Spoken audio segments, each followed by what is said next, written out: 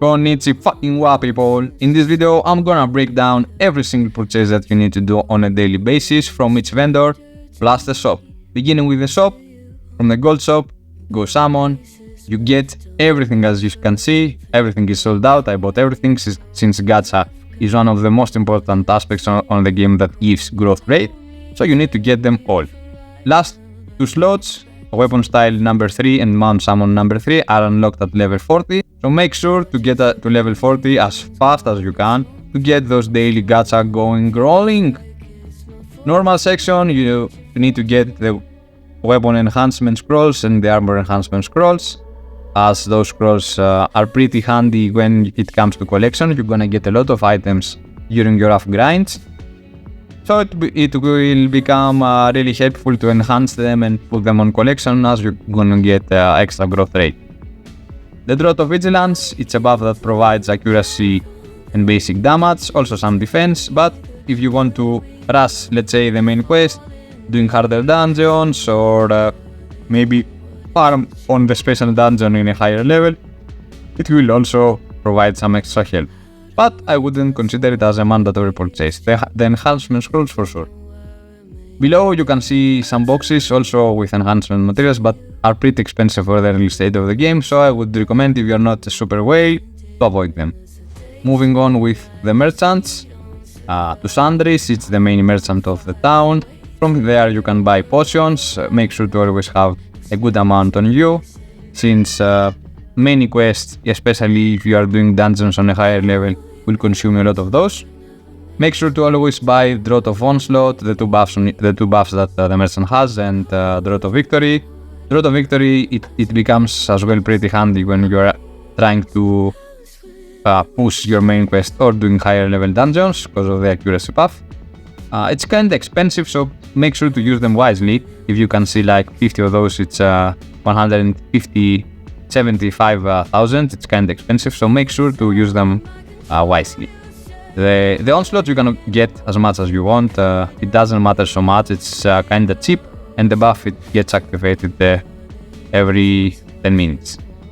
Some base return scrolls as well, like 10 to 15 on you, will become handy to get to town immediately.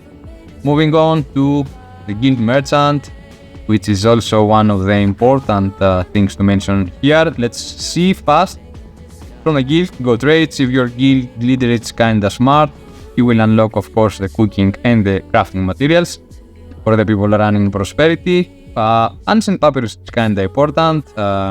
Maybe not yet so much at the beginning, at the early stage of the game, but for later, yeah, it's gonna become highly important. But anyway, you have to pass from here to get to the Seal of Advancement.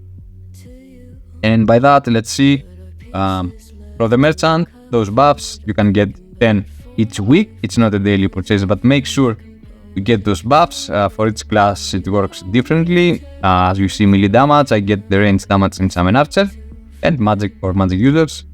From the second spec, we unlocked Moonstones and Compound Regans. I'm not running Prosperity, but for those that they are, it's important since you can craft enhancement scrolls, and you can craft as well some XP potions with 10% at the early state of the game. They become bigger if you push your proficiency as well. Ancient Papyrus, pretty important. You craft most of the things, most of the blue sets with those things, so you might need those. You can craft other important materials, but I wouldn't focus that. Let's discuss about the most important thing, which is the higher seal of advancements. If you can see, you need 30,000, so make sure to not go crazy on the previous things that require guild coins. As you see the buffs, you need gold, you don't need guild coins. So make sure to keep as much guild coins as possible to get those higher seal of advancements. This is not an easy drop to get. This is something really expensive to get. Let's see if we can view it on the market. It's kinda super expensive, as you can see on the market. So make sure to keep guild coins to make this purchase, as if you are an F2P, you will have huge difficulties proceeding with the class advancements when you reach level 45. And moving on to Battlefront, which is the last shop to mention. You can get insignia by either completing special dungeon. As you can see here, you can get insignia and seal of advancement. And from Battlefront, of course, which is the open PvP map. With those insignia, you can come to the merchant of the Battlefront daily, and as you can see, you have 20. You can buy 20 materials of each every single day, so make sure to not skip a single day, as materials will become pretty important as you progress on the game.